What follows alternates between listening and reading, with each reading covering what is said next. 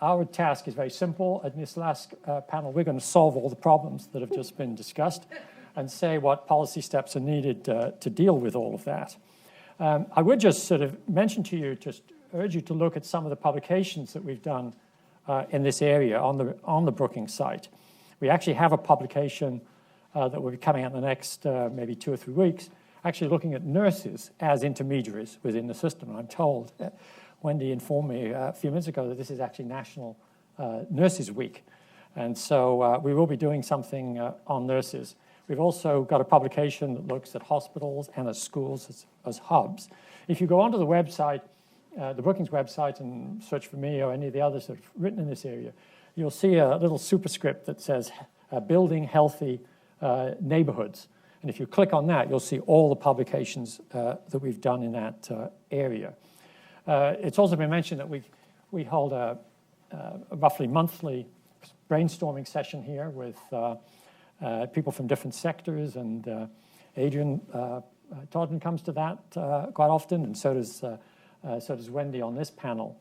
And this is where we start to kind of really digest the kind of conversations we're having here, think about these different issues, and try to come up with a set of policy steps that would really make these kinds of collaborations more effective.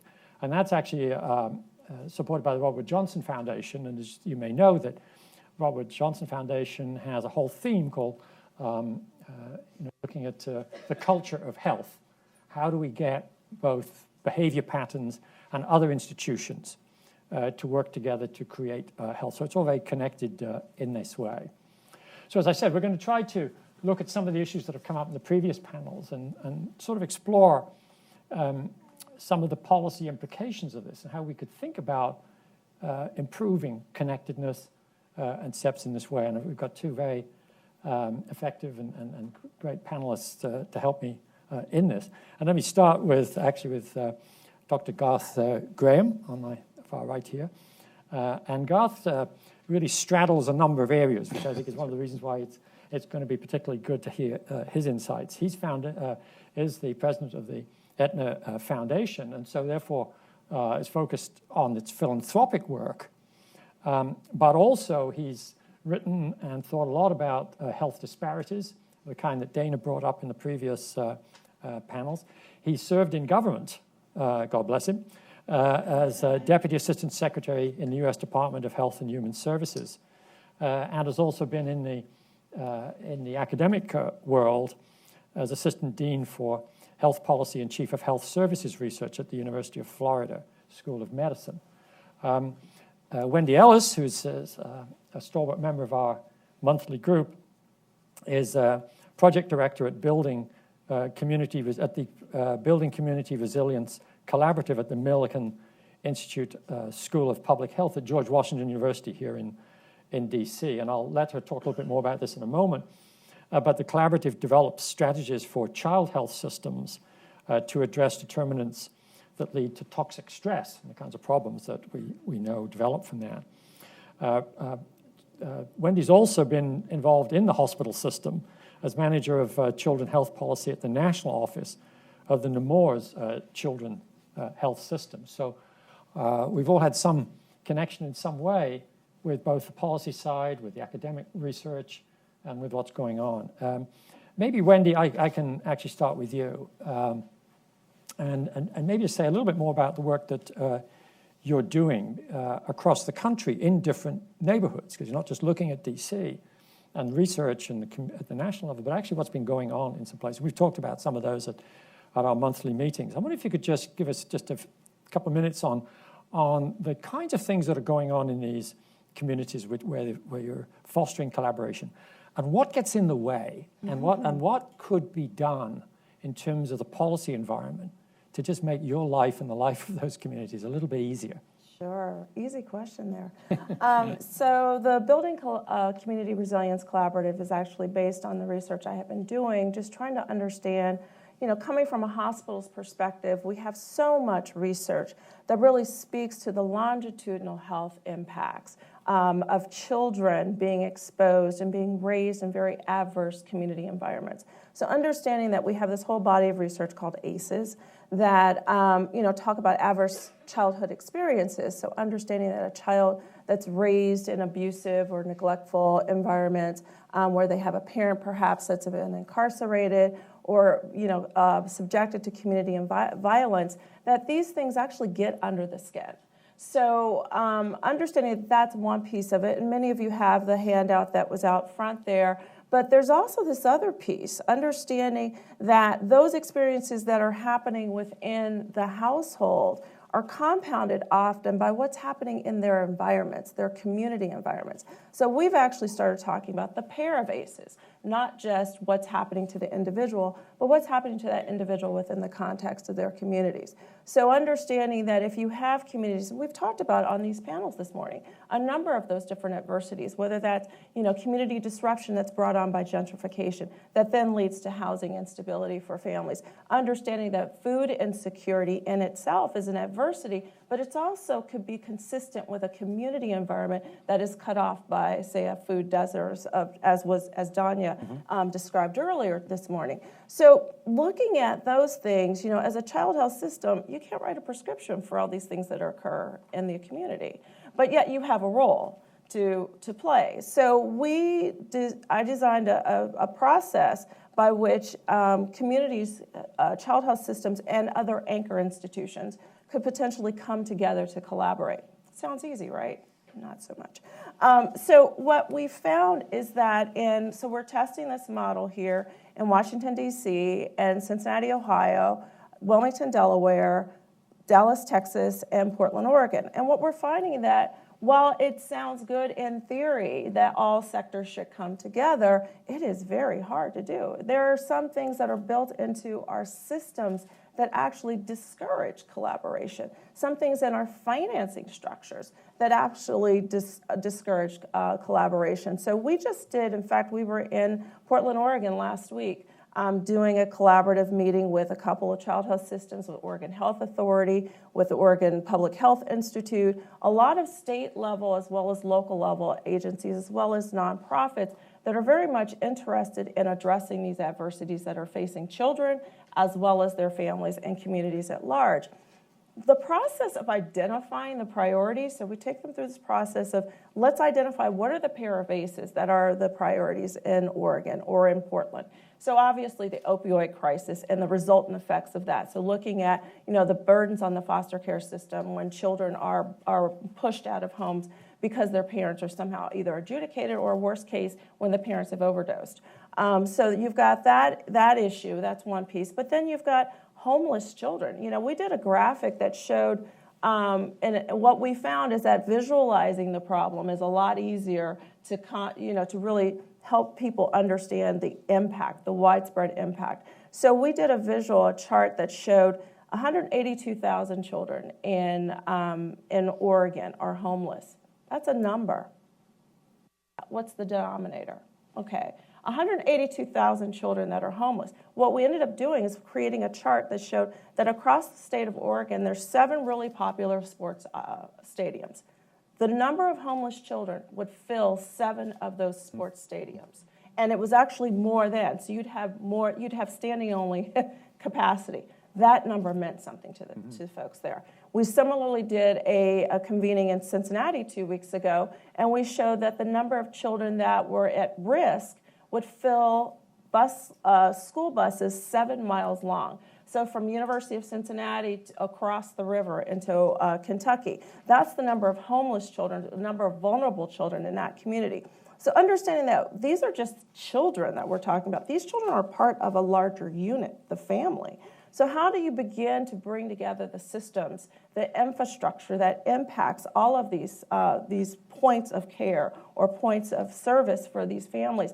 That's the difficult part. Right. Because we were able to identify the priorities in Oregon, but then when the question came, so now how will we work together? The room went silent.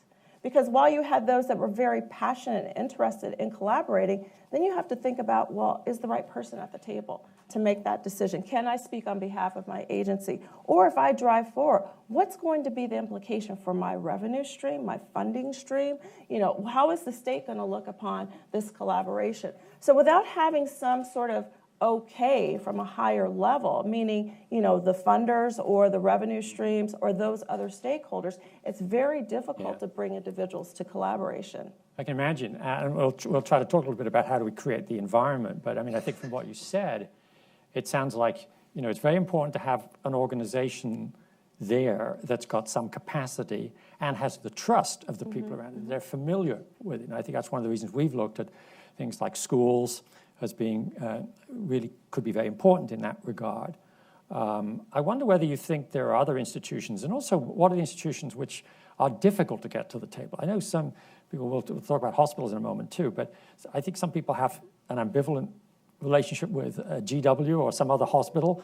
They may think, yes, it's got the capacity and so on, but what's its objectives in life? Does it really fit with us? How do you build trust in some way? And I think that's clearly kind of one of the issues, is it not? Well, and so I think understanding that there is difficulty for hospitals to kind of push forward in this work, because typically, if they're going to do work in community, they've led the charge. Right. And that's stepped on a lot of toes. And so that's why strategically I started with hospitals, because you have a lot of work. Historically, we've had a lot of work going on in communities, really great work in communities. Then you've had, on the other side of this bridge, you have folks that are doing really good work in hospitals that will identify priorities in communities, and they have to lead the charge. So it was really trying to change the mentality of our clinicians, our providers in the hospitals, to think, instead of pre-identifying based upon your health needs assessment or your utilization data, what are the priorities of communities? Sit back, let's listen, and let's work together. So it's helping. What we really look at is, doing a process of education with our providers and our hospitals that are involved, to really be in that place of humility and being willing to listen and then co-create the solutions together. So that's really been the process of change within the BCR communities, as opposed to, because hospitals are really good at that. They're very good at looking at their own data. But it's the part of, just going in, and what we say in our BCR meetings is, for physicians, is take off the white coat and let's just be a citizen. Let's, Let me bring Garth in a couple of ways, really. One is, of course, that, one of the people who pay the bills are insurers in the healthcare system.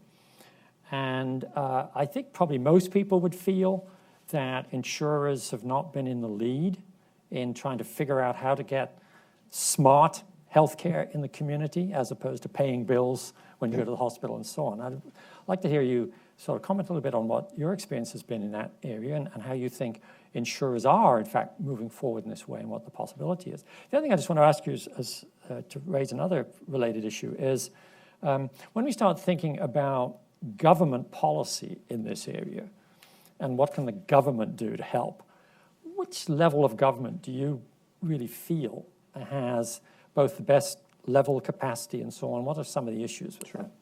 So I guess one of the things we've been talking about here all day is that all health is really local. And when you look at it, we've often used the term that your zip code is more important than your genetic code, and it's real. And if you look at the data that was just published yesterday by Chris Murray and his group out on the West Coast, they showed an increasing gap in terms of a 20-year life expectancy gap across counties, from the poorest counties up into the richest counties in Colorado. And I have some very pivotal piece of information that's been repeated in other studies looking across the board. When you think about how we've kind of addressed this, and you alluded to this earlier, we, in general, as a healthcare system overall, have spent most of our money, 60% of our resources have gone towards clinical care in the United States, as opposed to 40% to social services. And in a lot of other countries, it's the opposite, where, especially in Europe and other places, where they spend more on social services as opposed to clinical care. I'll tell you that I come at this from a very personal level. You mentioned kind of my background in terms of academics and government before, but I'll also tell you that I've kind of lived this. And when we first came to this country, I was living in Opelika, Florida, and I suffered an asthma attack from the mold that was in the building that we were living in.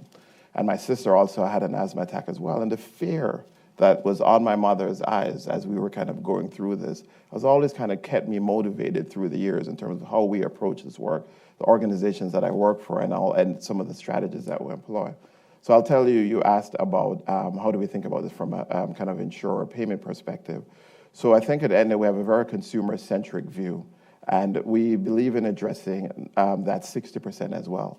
And so through Medicaid, where a lot of activity occurring in our Medicaid programs, we're utilizing community health workers as well as other kinds of means to address both the social, economic, housing, transportation, as well as employment opportunities in a number of places across the country. One of the folks asked about rural areas, and we're doing some amazing work with community health workers in McDowell County in West Virginia. And reaching some of those very isolated individuals in West Virginia. We also, on the Aetna broader insurer side, in Medicare Advantage, have done about 330 home health assessments just in 2016. That's where doctors and nurses go in and assess, the home environment of that particular patient or that particular individual, and help to identify some of those challenges. And overall, we've done about 500,000 home visits overall working with doctors and nurses. That's on that broader side. But I want to go back to one point and talk about how we work with communities, because that's particularly important, because this idea of using communities as a vehicle to effectuate change is part of the strategy. The example I gave you about when me and my sister had that asthma attack when we were younger, it was one of those local community organizations that kind of mobilized my family out of fear in a very acute moment. So that's why it's important to us. So we work with a number of communities across the country to be able to mobilize change. For instance, there's the Living Healthy Community Collaborative that's in Athens, Ohio, where they have a 29% obesity rate, as well as one of the lowest access to fresh fruits and vegetables. And we worked with them to increase the access to fruits and vegetables by 93% within that local community. We talked about the delivery of fresh fruits and vegetables over the last year, working with key communities in Cleveland, in Ohio, in Texas, and in Florida, delivered about 1.1 million pounds of food and built about 5,500 extra resources in terms of additional plots of land developed for fresh fruit. And that's part of kind of how we think through all of these varied approaches. But I talked about Chris Murray's work and looking at kind of understanding county-level dynamics. And we, as well as a number of other foundations, have really kind of looked at how we work with cities and counties as particular units. And through this initiative that we have called the Healthy Cities and Counties Initiative, we've been working with 50 cities and counties from small to medium-sized cities and counties across the country to help identify tackling some of these social determinants of health and giving them a framework in which to work with, looking at 5 issues, not just healthy behaviors as one issue, but also crime and community safety, looking at the built environment, looking at environmental exposure, as well as looking at some of those socioeconomic characteristics that we've been alluding to today. And here's where I kind of want to emphasize what we're seeing on the ground, because sometimes in DC, we feel that everything that needs to happen is happening here. There is that tendency. There is that tendency, especially if you turn on the television. I believe the opposite. I believe there's a lot of activities that are occurring locally and elsewhere that are quite frankly moving the needle, and this is part of the communities that we're working with.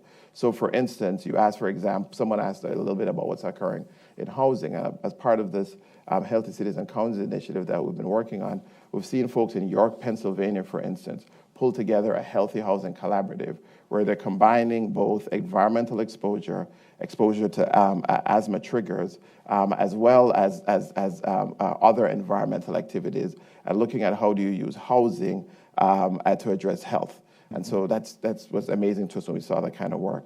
We've also seen where in San Diego, where they've been doing a lot of work on social determinants of health, they've been doing walk and knock programs to pull together individuals as in high crime communities with local police officers and other community safety strategies to bring together communities to deal with high crime neighborhoods. And so we have to understand that there are evolving things occurring outside of DC that are particularly important. And our goal is to support those communities, have them learn from each other, and uplift their kind of work so that people can learn across the board to see where things are going. So I think to answer your question in a nutshell, certainly I think there are a lot of activities we're doing from the business side, and certainly in terms of how we invest and work with communities. But it's important for us to understand that all health is local, much like Tip O'Neill said back in the day, but also understanding that a lot of these communities, they have very strong people who are doing very real work, and it's about working with them to help find them solutions as one of the strategies. I think, yeah. Do you mind if I ask a question? Please. Sure. Because you talk Put it a on the lot spot. about, I'm going off script here. So, you talk about, and I find it fascinating, certainly worthwhile, the work that you're talking about doing in community. But one of the things that was brought up earlier by Adrian was this, and it's tossed around so often, we talk about it in our groups about the wrong pocket problem. So, Adrian spoke of the fact that, if we were only to invest more in housing, we would save in healthcare. Yet for a hospital, when they hear that, that means decrease in revenue. So how, as an insurer, are you able, are there some strategies that are being tested around incentivizing hospitals to do more community-based healthcare, more prevention-based healthcare that doesn't necessarily drive revenue into the hospital, but certainly would have some money in the pocket to offset the chronic care versus prevention care? Sure. In fact, with Medicaid, we're working in Mayville, Arizona, and actually helped to revitalize some housing complexes to allow people to have access to housing. So I think the concept of housing, even within our Medicaid population, has been particularly important. You see some really interesting things occurring across the board in terms of hospitals. And I know we're going to probably talk a little bit more in terms of hospitals and community benefit. You've seen where there are certain hospitals, you've seen like Rush in Chicago, and other places where they're actually been working to address a lot of the community health needs. And so in terms of not being too prescriptive to a particular hospital in terms of telling them what the community needs are, it might be housing in one location, it might be community safety in another location, it might be some different kinds of environmental exposure. One of the best strategies when you work with partners, whether it be hospitals, big health system, local nonprofits, is not to be prescriptive in what you think the problem is, but to go to them and to try to work with them to help uplift what they think are some of the challenges that they're working with in terms of communities. And so we've seen that hospitals have identified, as well as other community partners, have identified a varied spectrum of potential challenges. But again, all of these challenges are particularly local. Yeah, let me kind of pick up on that a little bit for a moment. I think when you mentioned, I think, the so-called wrong pocket problem, and if for those of you who are not familiar with that term, it really means that we're talking about a situation where in order to get a real benefit over here, you actually have to invest in a totally different sector. And why should, and so the people who carry the cost don't actually get the benefit in some way. And how do you make this work? And hospitals are a classic example of this for the reasons you mentioned. That if the hospital, was it Kavita said, the CF no is approached and basically is told, we can invest in all this to deal with homeless people and deal with all this issue and go to Adrian and invest in the housing, and it will really reduce the number of people who need our services.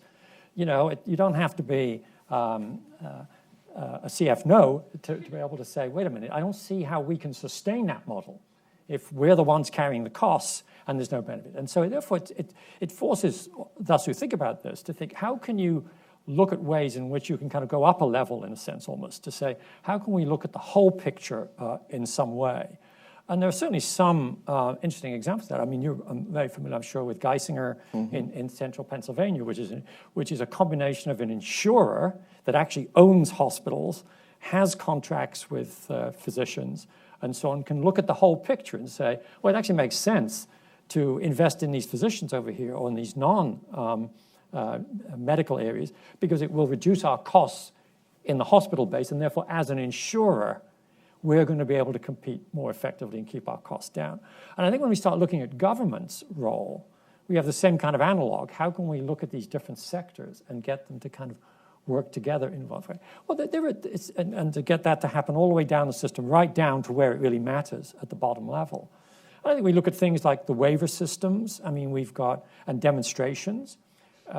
We use waivers in Medicaid and in other programs to say, okay, if you can do something a little different there, we'll keep an eye on it, but we'll give you permission to do that for a period, and then we'll study and see if it actually works. And that might then affect the rules generally. I think it's telling that I think both of you have brought up Medicaid, Medicare Advantage, and so on. And certainly in the Medicaid managed care area, you are talking about cases there where a whole group of the population is enrolled in a plan of some kind, a Medicaid managed care plan or a Medicare Advantage plan. And that plan as a whole has a strong incentive to look at how to keep its costs down and is more likely to experiment. And I think, in order to make that happen, the federal government has to do more of what it's doing, of looking at the rules and regulations with the payment systems, what can be covered, and this sort of thing, to make it a little easier for experimentation to occur. So I think we've got at least some idea of how to move forward in that area. I think another issue I wanted to bring up is, which I haven't really dwelled on yet, is the whole issue of data, of information. Again, we keep hearing this more and more in our conversations, that if you're going to figure out how to be more cost effective and with better outcomes of involving different sectors and community institutions, you've got to, first of all, know what's going on in those places, and also be able to make the case to use data to demonstrate that it might be better to use money differently. One of the things I've learned about in Washington is that people who control budgets in different agencies, they think it's like their money. It sort of belongs to them. And they're very hesitant about letting that money go to somebody else. And it's pretty understandable, I suppose. They've got to have pretty convincing information to make that possible. And that seems to me to be a big issue. How much does data, the lack of data, the difficulty of sharing data, how much of that is a problem? We know privacy issues sort of come up with this. People don't like to share their information. Think about things like mental health. Parents at school are very nervous about letting information about their child's behavioral problems at school be shared around too much, because who knows how that may come back to haunt that child when he tries to go get a job 10 years later or something like that. How does data affect kind of what both of you are doing, and what are the problems there?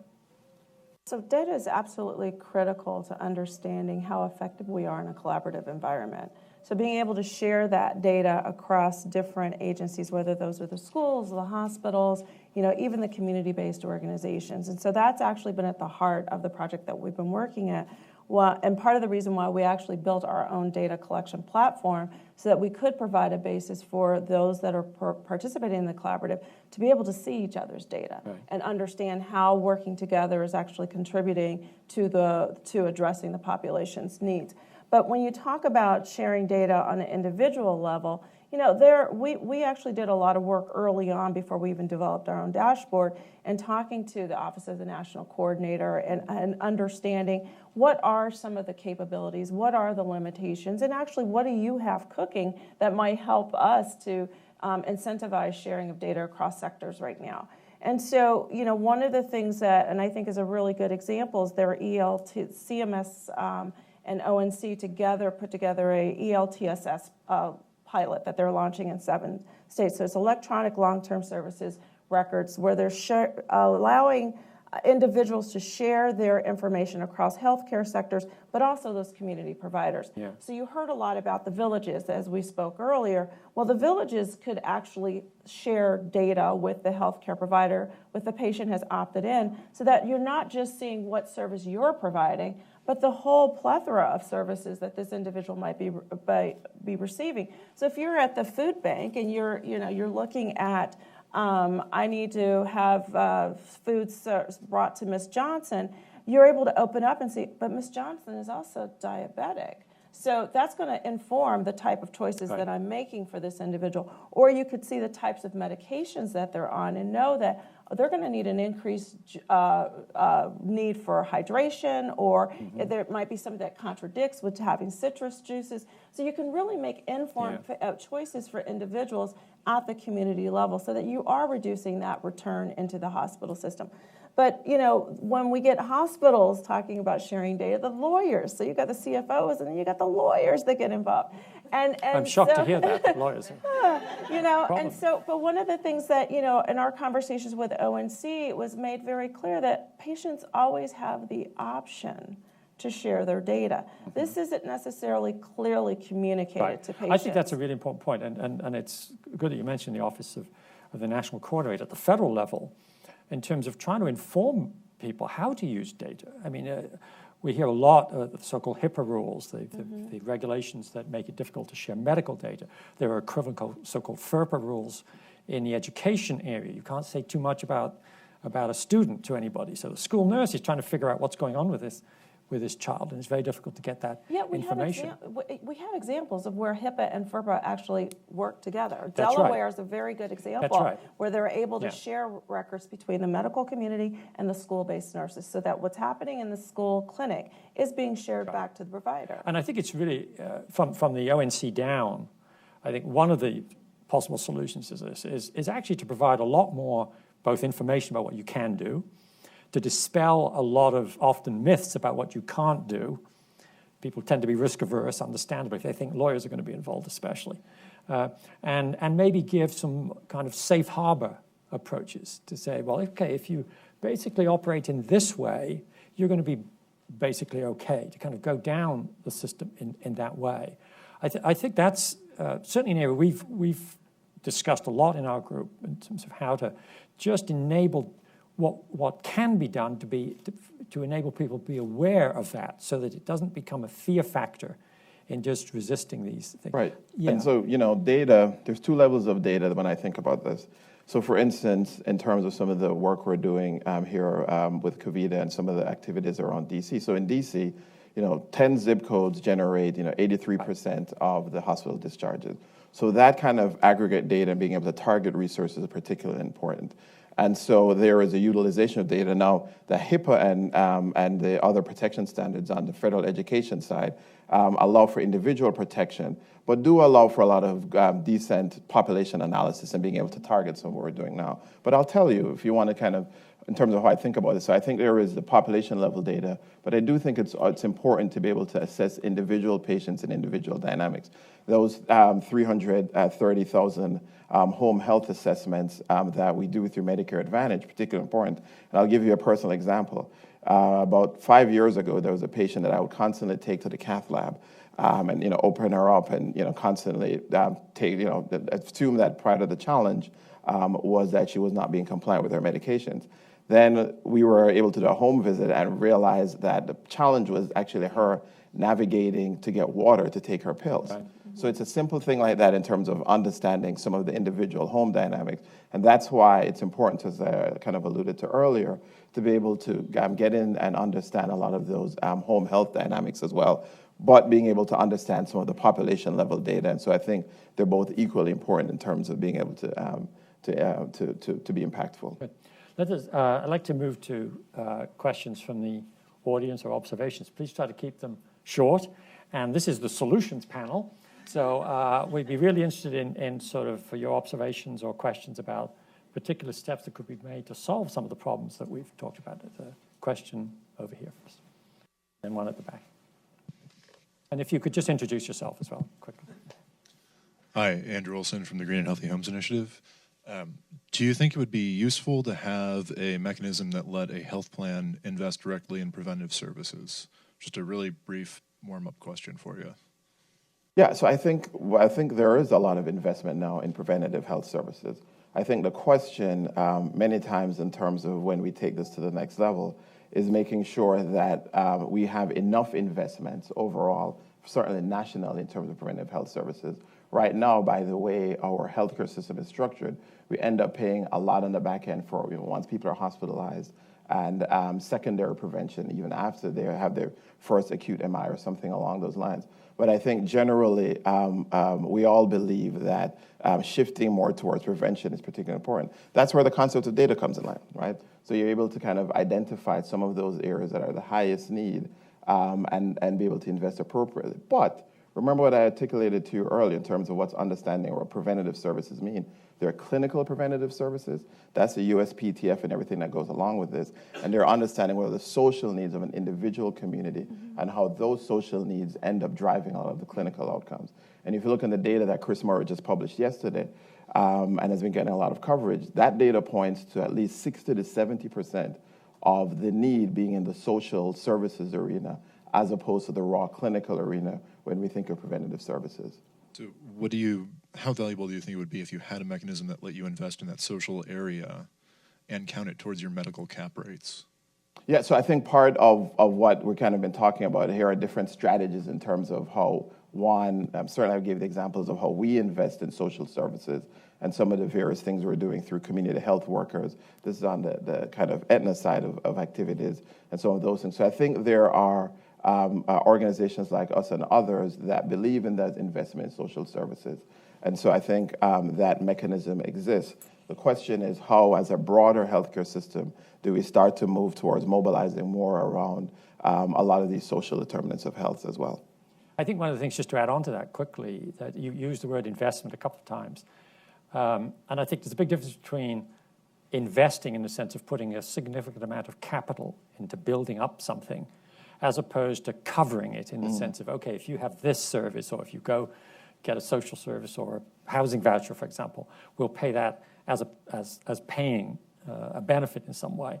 And I wonder, just again, if I get you to put your philanthropy hat on again, to think as a philanthropist, I think there's a lot of conversation about what is the role of philanthropy in helping to build up that initial investment, including in things like data, and so on. I wonder whether that may be a particularly important piece in which philanthropy can help in all of this, in the investment stage, so that then as you putting your other hat on, working for a company that's an insurer, can actually come in and have the basic investment there and say, okay, now how can we modify our payment systems, our benefit structure and so on, so you being the person, you can make use of that investment so that we can all get better health and we as an insurer can lower costs. Sure. So from the philanthropy perspective, I will tell you that is a broad onus in terms of the mission of philanthropy, not just in a corporate, but all non-corporate philanthropy. I sit on the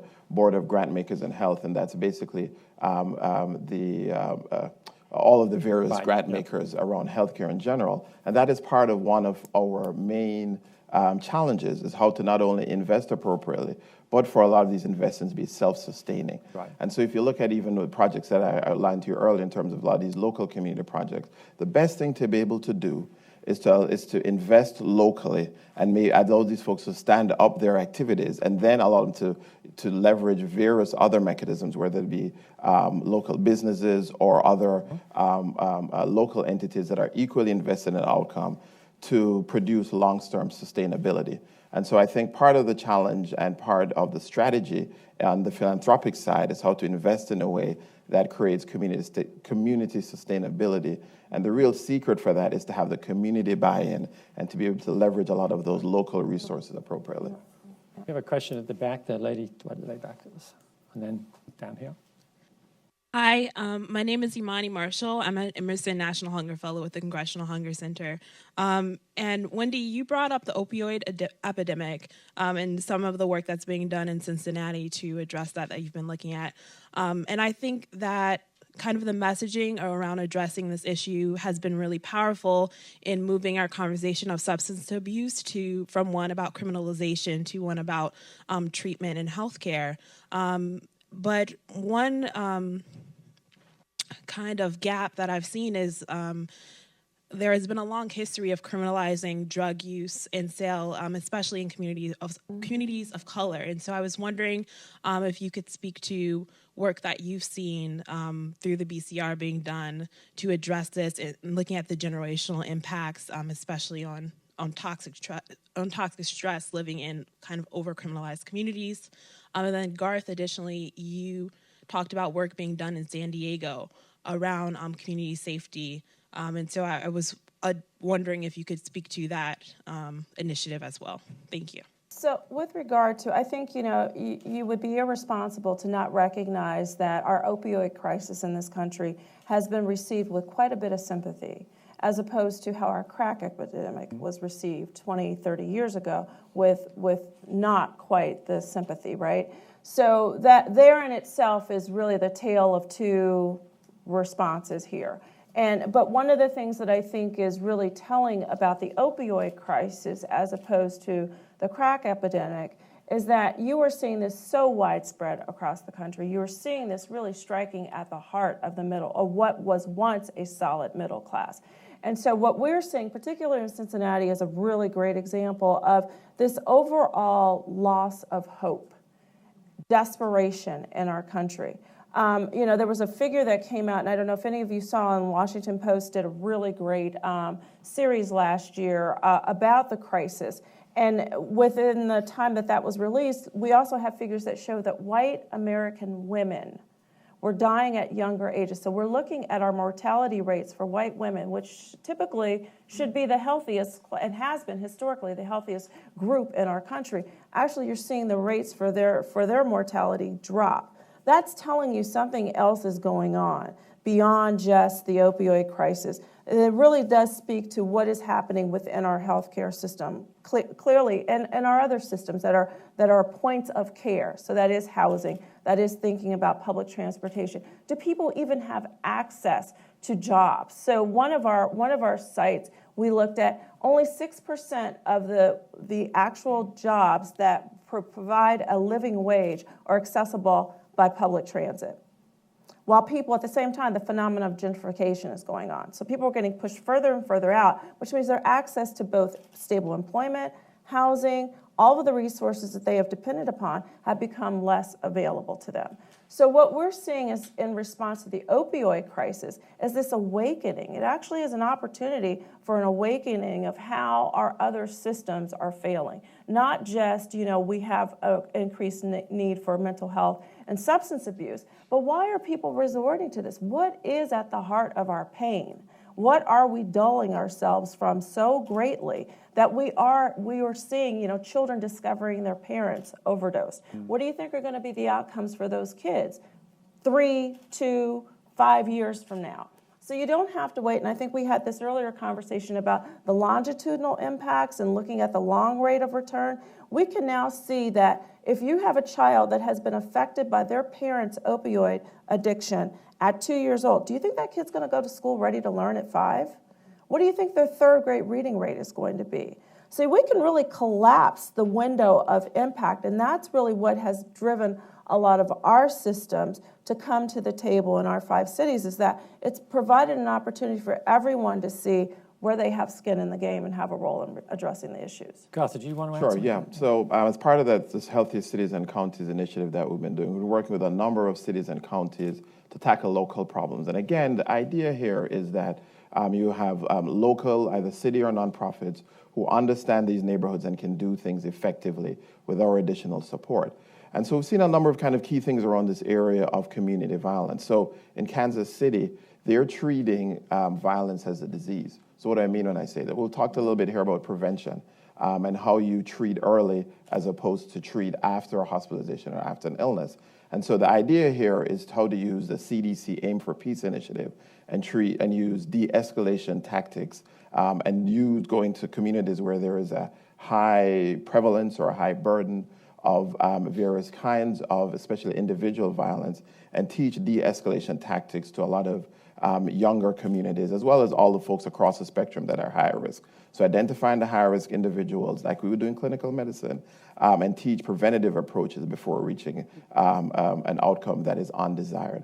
And that activity in Kansas City is particularly important, and that shows one community solution. The other that we're seeing in San Diego is a different strategy, and the other strategy there is how to bring together local law enforcement as well as local community members to go to individual homes and engage folks around some of these broader communications about how to make communities safer. And so the concept that we've kind of identified here, and if you kind of leave with any conclusion from my perspective, is that a lot of these challenges are local and the solutions are local as well. And though, again, as I said earlier, though we sit here in Washington, D.C., we have to understand that there is a body of work an amazing body of work occurring in communities across the board. And it's about how we lift up some of that work, support some of that work, and allow people to learn from each other. I think that's a good comment in order to kind of wind up this panel, I think, and this meeting. I mean, that there's an enormous body of work going on. I think that we certainly here in Washington, or Washington think tank, recognize very much that both the ideas and the things on the ground that are happening are really important to look at and to understand and to get a sense of what's going on. And then what is the environment in which we can enable those efforts to blossom? And we've talked, do you mind if I put a You want the last word? Okay, well, no. I think that, it's great that we can sit here and be academic on this conversation, but there is a real absolute sense of urgency in our response here. And we talk about hospitals wanting to do the right thing, but I have two of my hospitals that have had to pull back on some of their population health initiatives and going upstream because the real crush of revenue is a very real thing. $50 million between two hospitals, $50 million in cuts in their prevention health efforts, which meant that our work that we were doing upstream, we had to scramble and get new partners. So how do you find the balance in what you're investing in that really does help to incentivize this within our anchor institutions so that we can move forward? We do have to move beyond research to reality. Yes, I certainly understand that. Yeah, I was actually about to say that. but sort of, money and revenue is very important. But as I said, and we've all agreed at the very beginning, we spend an enormous amount on healthcare in this country. So it's not that we actually lack, in principle, the cumulative resources. We're just not spending them. We're not spending them, often in both the most effective way within the healthcare system, and certainly between the healthcare system and other systems, other sectors that are critical to that. And this is what we, very much focused on, I think, in all of this conversation. I suggested this might be the panel that solved all the questions, all the problems, and I think we've certainly touched on a lot of them, and not all of them. It's very much an ongoing issue. It's very much, as I said, both a question of looking at what's going on in the communities, how we can think about how structures, federal, state, local, can be better aligned, how money can be better aligned, the role of these areas. And it's an ongoing part of our work here. I want to thank the panelists here. I want to thank the previous panelists and Kavita, my kind of co-host as well, and co-mentor. I've learned a lot from you over the years. And thank you again. Please monitor our work here. Please let us know about things that you're doing that are very relevant to this. Please don't hesitate to do that, because this is what we're trying to do. We're trying to learn from everybody in the field. We're trying to learn what policies can help and what get in the way, and try to solve some of those. So thank you again. Have a good day, and thank you very much for attending.